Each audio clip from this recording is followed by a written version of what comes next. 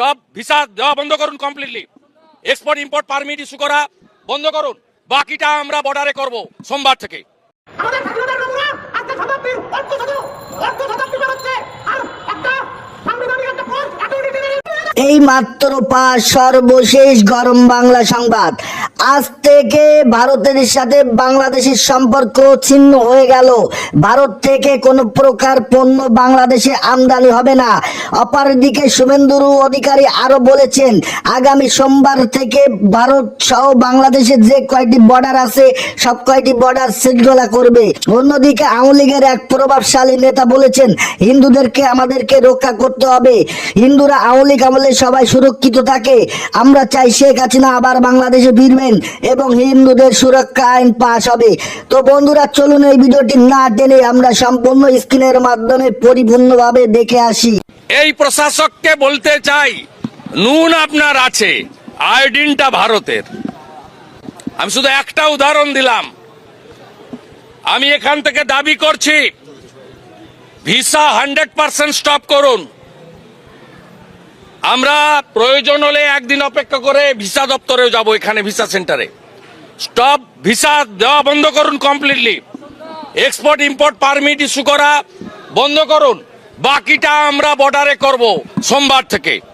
বলে দিলাম, চিন্ময় কৃষ্ণ প্রভুকে নিঃশর্ত মুক্তি, হিন্দুদের উপর আক্রমণ, মন্দির ভাঙা বন্ধ করুন। আর এই ধরনের এই নাবালকদের, যাদের আপনারা ওখানে তত্ত্বাবধায়ক সরকারে বসিয়েছেন, এই নাবালক যারা মন্ত্রীর পদমর্যাদায়, তাদের এই ধরনের ভারত বিরোধী কথা বলা বন্ধ করুন। আর চিকিৎসা নেওয়ার জন্য করাচি আর লাহোরে যান, এখানে আসবেন না, পরিষ্কার বলে দিতে চাই আমরা।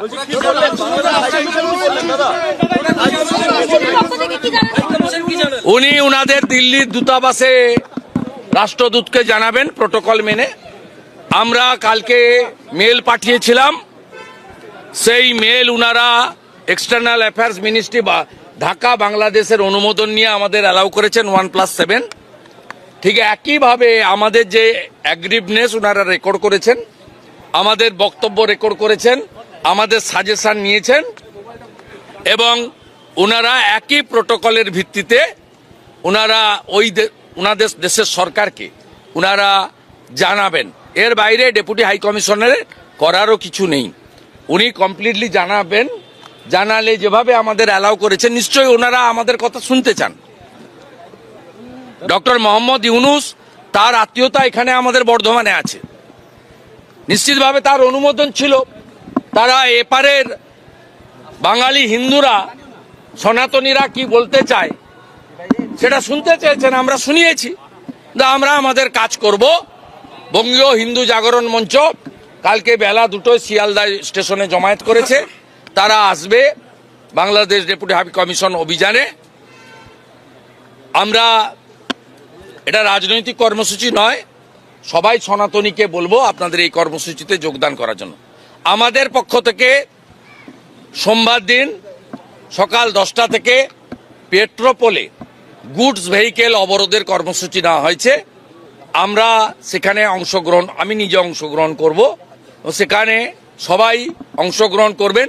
আমরা প্যাসেঞ্জার ভেহিকেল এবং অন্যান্য যে ভেহিকেল আছে তাদের কোনো অসুবিধা করব না। আমাদের স্বাধীনতার নমুনা আজকে শতাব্দীর অর্ধ শতাব্দী বেরোচ্ছে, আর একটা সাংবিধানিক একটা পোস্ট অ্যাটর্নি জেনারেল মহোদয়, আমরা তার প্রতি কিছু নেই।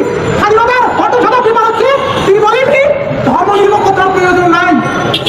এই যে স্বাধীনতা আমরা ভোগ করছি, আমরা কি এই জন্য স্বাধীনতার জন্য জীবন দিয়েছিলাম? একাত্তরে কি আমরা এই জন্য প্রাণ দিয়েছিলাম?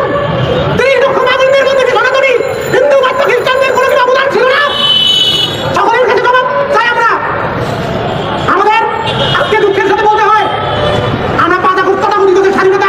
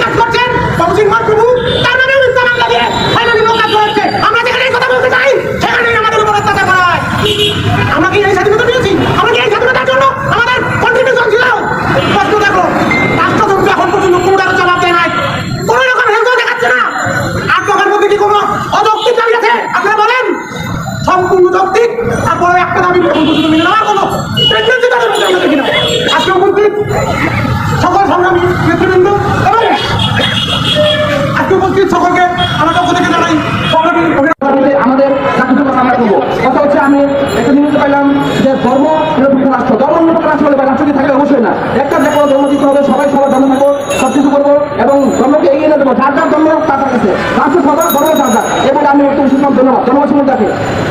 নমস্কার। অত্যন্ত দুঃখ ভরা যন্ত্রণা নিয়ে আমরা বারবার প্রতিবাদের ব্যাপার রাজপথে নামছি। এটা আমাদের এই স্বাধীন 53 বছর পরে এই 2.5-3 কোটি সনাতনী সম্প্রদায়ের জন্য একটি লজ্জাজনক বিষয়।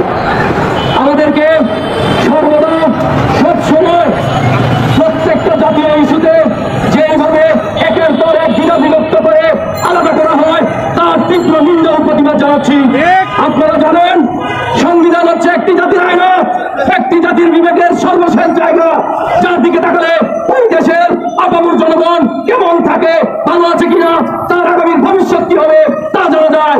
কিন্তু এই 20 কোটি জনসংখ্যার বাংলাদেশে স্বাধীনতার যুদ্ধে হিন্দু মুসলমান বৌদ্ধ খ্রিস্টান সবাই যেভাবে একসাথে যুদ্ধ করে এই দেশটাকে স্বাধীন করেছে, কিন্তু অসাম্প্রদায়িক রাষ্ট্র গঠন করার জন্য, কিন্তু আমরা আজ স্বাধীনতার 53 বছর পরে দেখতে পাই নির্দিষ্ট ধর্মের নাস্তিকে বলে দেওয়া হয়েছে সংবিধানের মাথার উপরে।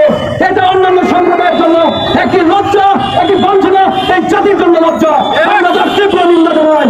শুধু সেই নাস্তিকে নয়, সেই সংবিধানের এইটিকে উপলক্ষ করে প্রতিটা সংশোধনে আমাদের এই সনাতনী সম্প্রদায়ের উপর, হিন্দু বৌদ্ধ খ্রিস্টানদের উপর একটি বিশ্বমান সূক্ষ্ম কারচুপি করা হয়, তার তীব্র নিন্দা আমরা জানাচ্ছি। আপনারা ভুলে যাবেন না, প্রত্যেকটা পরিবর্তনের পূর্বে উপরে এই সনাতনী সম্প্রদায় সহ মাইনরিটিদের উপরে বারবার স্টিম রুল চালানো হয়। এক পক্ষ আরেক পক্ষকে দূষণ করে আমরা মনে হয় একটা তাসান পাত্র হয়ে যাচ্ছে দিন দিন। এভাবে চলতে পারে না। আজকে 53 বছর পার হয়ে গেছে, কত রাজনৈতিক পালাবদল হয়েছে, কিন্তু সনাতনীদের মাইনরিটিদের উপর নির্যাতনের চিত্রের পালাবদল হয় না। নিত্য নতুন নির্যাতনের আবিষ্কার হয়, নিত্য নতুন কৌশল আবিষ্কার হয়, কিন্তু হিন্দুদের কোন কৌশল আজ পর্যন্ত কোন প্রশাসন দেখাতে পারে নাই। আপনারা জানেন গতকাল সনাতনী সম্প্রদায়ের সবচেয়ে বড় সমাজ সম্মেলন গিয়েছে রংপুরে, সেখানে আসতে প্রশাসন বিভিন্নভাবে হয়রানি বাধা এবং জঙ্গি গোষ্ঠী হামলা করে তাদেরকে প্রতিহত করার চেষ্টা করেছে, কিন্তু দুঃখের বিষয় তারা সফল হতে পারে নাই। সনাতনী সম্প্রদায় সেখানে লক্ষ জনতার সমাধান করে দেখিয়ে দিয়েছে তারা আজ ঐক্যবদ্ধ হচ্ছে। আগামীতে যদি এই ধরনের টালবাহারা সংবিধান নিয়ে কোনো চিনিমিনি খেলার মতো দৃশ্যত কোনো কার্যক্রমী করতেই থাকে, তাহলে সনাতনী সম্প্রদায় কিন্তু তাদের ক্ষমা করবে না, তারা তাদের নিজস্ব চিন্তা ভাবনা নিয়ে এগিয়ে যাবে। সবাইকে অনুরোধ করবো, প্রশাসনকে অনুরোধ করবো, আপনারা বিগত দিন থেকে অন্তত এটুকু বিষয় বিবেচনা করুন যে এইভাবে দিনের পর দিন প্রতিনিধিত্বকে নিঃশ্বাস করে তাদের অধিকার থেকে তাদেরকে বঞ্চিত করে এবং মাইনরিটিদের অধিকার থেকে তাদেরকে বঞ্চিত করে এইভাবে দেশ চলতে পারে না। আজকে বাংলাদেশের যে পরিস্থিতি বিরাজ করছে, এটি আসলেই আমাদের একজন বাঙালি হিসাবে, একজন বাংলাদেশী হিসাবে আমাদের এটা উদ্বেগের বিষয়। আমরা বাংলাদেশের সকল মানুষ উদ্বেগ উৎকণ্ঠার মধ্যে বসবাস করছে।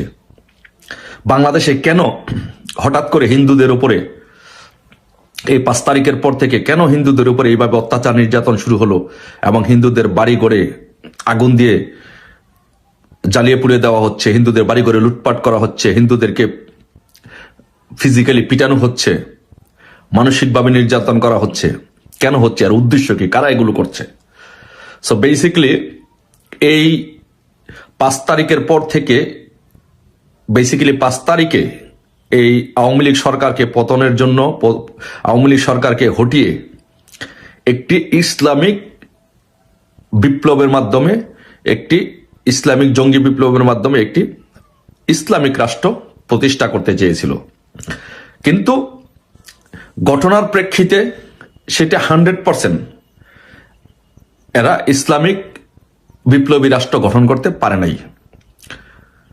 সো এখন ওরা যেটা চাচ্ছে যে সেটা হচ্ছে যে আসিফ, নাহিদ এবং মাহফুজ, বেসিক্যালি এই 3 জনের নেতৃত্বে ওরা যেটা চাচ্ছে যে ইউনূসকে সামনে রেখে একটি ইসলামিক বিপ্লবী রাষ্ট্র প্রতিষ্ঠা করতে, একটা ইসলামিক বিপ্লবের মাধ্যমে একটি ইসলামিক রাষ্ট্র প্রতিষ্ঠা করার জন্য।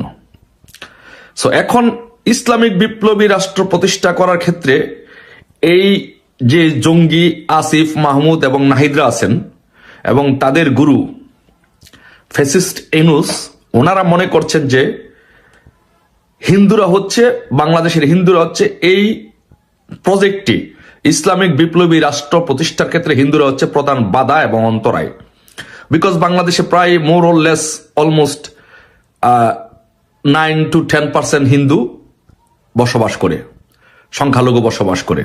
এখন এত বড় একটি জনগোষ্ঠীকে বাংলাদেশে রেখে কখনই একটি ইসলামিক রাষ্ট্র, ইসলামিক বিপ্লবী রাষ্ট্র প্রতিষ্ঠা করা সম্ভব নয়। যেমন পাকিস্তান, আফগানিস্তান, এরকম একটি রাষ্ট্র প্রতিষ্ঠা করা সম্ভব নয়। ওরা বেসিক্যালি চাচ্ছে যে আফগানিস্তানের মতো একটি বিপ্লবী, ইসলামিক বিপ্লবী রাষ্ট্র প্রতিষ্ঠা করতে, তালেবানদের মতো। কিন্তু এত বড় একটি হিন্দুদেরকে, সংখ্যালঘু সম্প্রদায়কে রেখে এটা সম্ভব? এটা সম্ভব না। এই জন্য ওদের মূল টার্গেট হচ্ছে যে টার্গেট করে হিন্দুদের উপরে, সংখ্যালঘুদের উপরে নির্বিচারে আক্রমণ করতে চায়, তাদের বাড়িঘর দখল করতে চায়, তাদের বাড়িঘর আগুন দিয়ে জ্বালিয়ে পুড়িয়ে দিতে চায়, এবং ধীরে ধীরে তাদের উপর প্রেশার ক্রিয়েট করে এমন একটা পরিস্থিতি সৃষ্টি করতে চায় যেন এই হিন্দুরা যেন বাংলাদেশ থেকে পালিয়ে, যেমন 71-এর মুক্তিযুদ্ধের পরে অনেক হিন্দু, কিন্তু একটা বিশাল অংশের হিন্দু কিন্তু ভারতে চলে গিয়েছে।